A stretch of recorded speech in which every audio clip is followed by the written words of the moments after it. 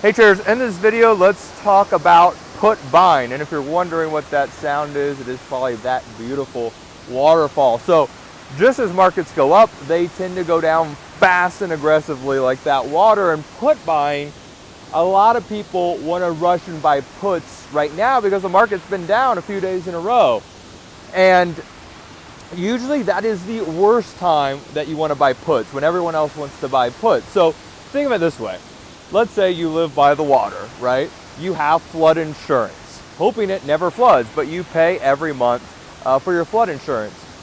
When there is a flood, you're gonna pay a lot more money for that flood insurance that you wish you had ahead of time because of all the uncertainty and your house getting damaged and vehicles and such like that. So when markets bounce, so let's say we go from a bounce from here and maybe we start hovering around the 50-day and you're like, you know what, I think markets are weak, I have some longs, I want to protect my portfolio.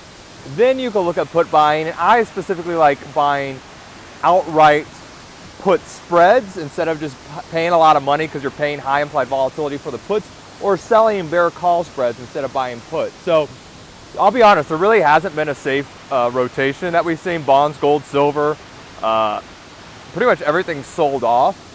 But when everyone wants to buy puts and you're in fear and panic, that's usually the worst time to buy puts because that's when markets usually bounce. Obviously, I don't have a crystal ball. I don't know what's going to happen in the market. We've seen ARK ETFs get crushed and stuff like that.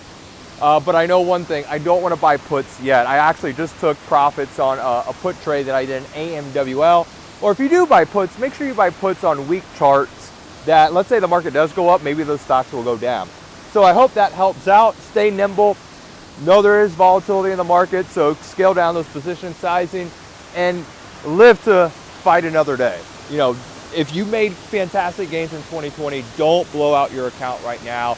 So if you want, or if you can, get away from the screen and enjoy life.